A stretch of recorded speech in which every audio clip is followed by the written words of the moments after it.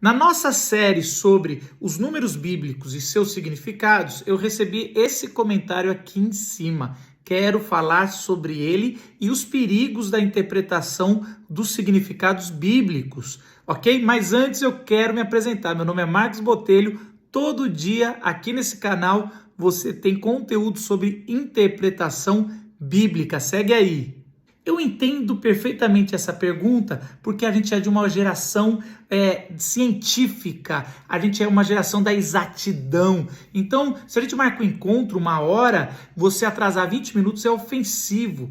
Mas numa cultura antiga, como os textos bíblicos, você marcava no fim do dia e esperava algumas horas. Ali é o tempo exato, é muito diferente. Eles não tinham calendário, agenda de trabalho do dia. Eles marcavam no final do mês alguma coisa, ou até os grupos eram contados e arredondados no número.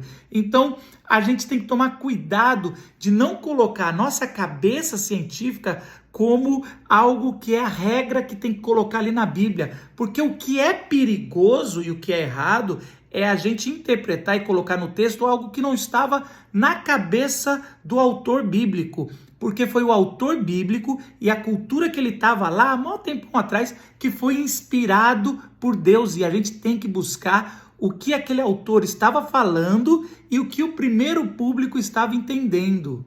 Então esse seria o meu primeiro ponto para falar sobre quem tem medo de entender o significado dos números bíblicos. Eles não são de uma cultura da exatidão, ocidentais, igual a gente, modernos. Outra coisa, um segundo ponto, é que cada palavra de número, né? O número 4, o número 5, o número 7, eles são traduzidas dependendo pelo contexto. Então é a mesma palavra para falar 4, 14, 40, 400 e só dependendo do contexto que você entende. E essa palavra, ela tem outros significados que estão complementando ali a informação para aquele primeiro ouvinte. Isso era muito comum, não só para os judeus, mas para os povos vizinhos também, os babilônicos, os egípcios, assim que era a linguagem daquela época.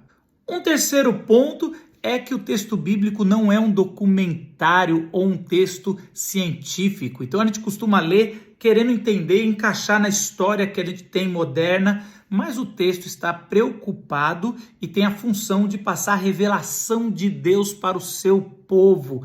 Então a gente não tem os mesmos critérios científicos de hoje para ler a Bíblia. Aliás, isso é errado, isso é tirar o nome e o texto e a revelação do seu contexto. Isso é perigoso, isso Deus proíbe. E em quarto lugar, todas as narrativas são indiretas na Bíblia, ou a grande maioria, ou seja, eles falam não falando, é igual as parábolas de Jesus. Ele fala, mas ele também não está sendo tão direto, ele não é uma bula de remédio. Então, quando o texto bíblico fala o nome de um personagem, é muito mais que o nome dele. Está já dando spoiler de tudo que vai acontecer na história daquele personagem. Quando o texto fala de um nome de uma cidade, não está querendo dar apenas um lugar geográfico. Está trazendo tudo aquilo que aquele nome daquela cidade representa. Ou se é a bênção de Deus, ou se é um nome de guerra. E assim são os números. Quando está dizendo a maioria dos números ou repetições, ali tem um significado a mais. Quero dar 2 exemplos para você saber e para o vídeo não ficar tão longo, como é complicado você ser muito exato nos números bíblicos que você acaba saindo do significado da Bíblia. O próprio Jesus, quando pediram um sinal para ele, ele falou que o único sinal que ele iria dar era o mesmo de Jonas. E ele usa as palavras, assim como Jonas passou 3 dias e 3 noites dentro de um peixe, eu também, o Filho do Homem, vai passar 3 dias e 3 noites no fundo, no ventre da terra. E lá no Antigo Testamento a palavra era Sheol, no lugar dos mortos, e ele iria passar 3 dias e 3 noites naquele lugar. Só que Jesus morreu no fim da sexta tarde e ressuscitou no domingo de manhã, e você fica pensando, se você tem a cabeça moderna, peraí, Jesus falou que era 3 dias e 3 noites, não passaram 3 noites nisso aí, e nem 3 dias completos, e aí as pessoas começam a deturpar o texto para tentar encaixar essa informação, e o que Jesus está dizendo é sobre o teste de morte por excelência que ele ia fazer e seria um grande sinal para aquele povo, se eles iam acreditar ou não na sua ressurreição. O outro texto talvez é o texto mais citado na Bíblia, mais repetido, que é Êxodo 34, 6 e 7,